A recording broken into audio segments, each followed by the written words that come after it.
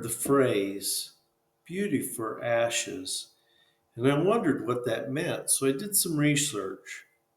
I hope will listen and receive something worthwhile from this. Remember, these are just my notes. These notes are what I gleaned or thought about while reading. These notes are what caught my interest because the ideas expanded my knowledge or made me think, reflect, or ponder in some way.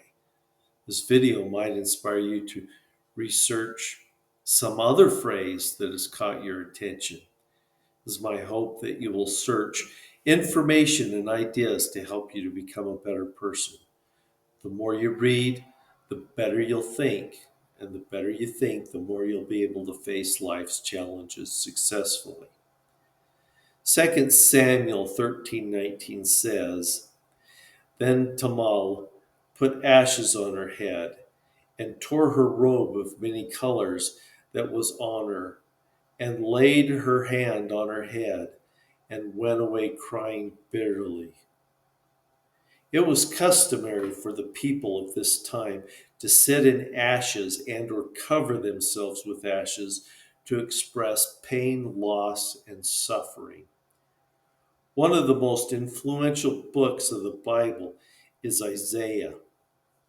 Isaiah 61:3 says, To console those who mourn in Zion, to give them beauty for ashes, the oil of joy for mourning, the garment of praise for the spirit of heaviness, that they may be called trees of righteousness, the planting of the Lord, that he may be glorified.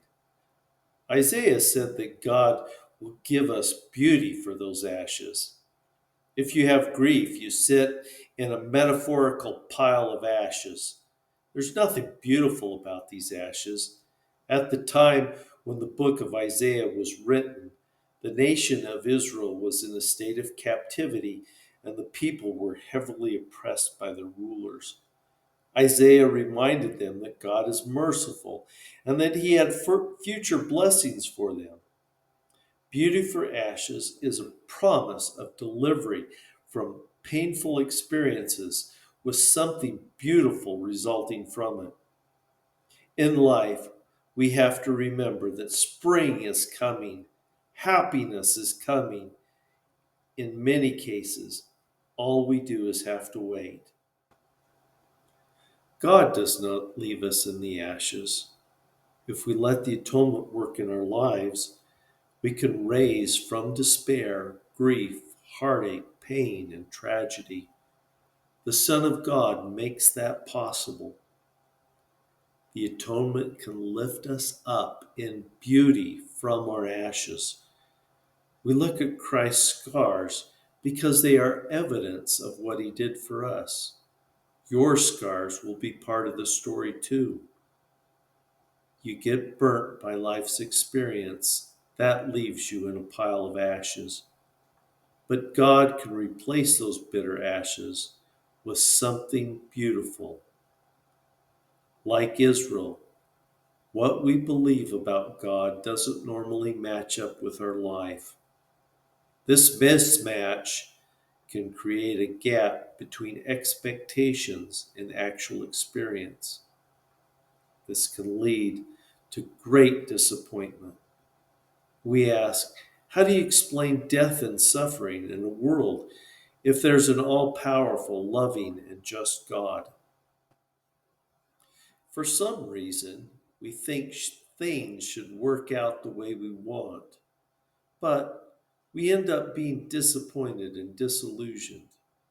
Life might even feel ugly. Some people change their theology in the face of difficult events. But since God is unchanging, the only thing that we can rightly change is our attitude and our perspective towards evil. Romans 8:28 says, And we know that all things work together for good to those who love God, to those who are called according to his purpose. Note what it says and does not say. I've heard people say, it's all good. This verse does not say things are good. Paul acknowledges bad things exist and bad things happen. This passage simply says all things work together for good. Secondly, this passage is reserved for those who love God. For those without God, it is what it is.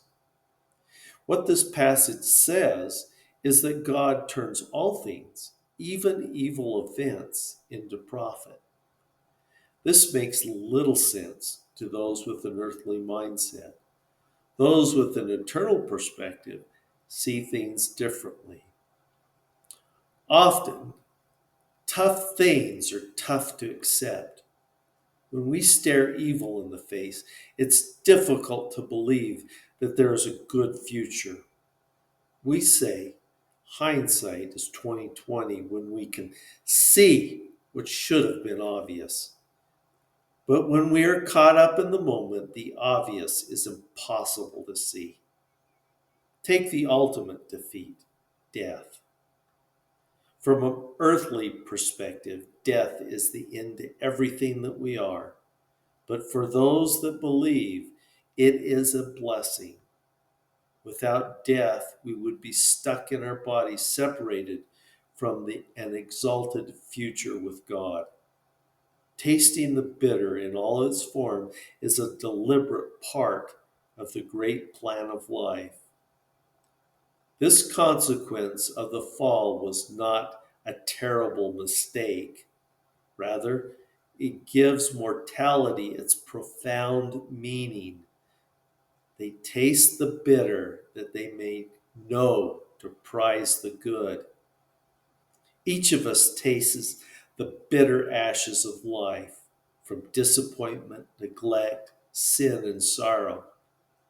But the atonement of Christ can lift us up in the beauty of his own life. The Hebrew word for ashes is aphel, made from three consonants, alif, pe, and resh. The Hebrew word for beauty is theel. Just switch the alif and pe, and you have ephel into theel, just as quickly as it takes to switch two consonants. God is going to turn life's ashes into beauty. Our only task is to have hope in this. Thank you for joining me. Until next time, have a blessed day.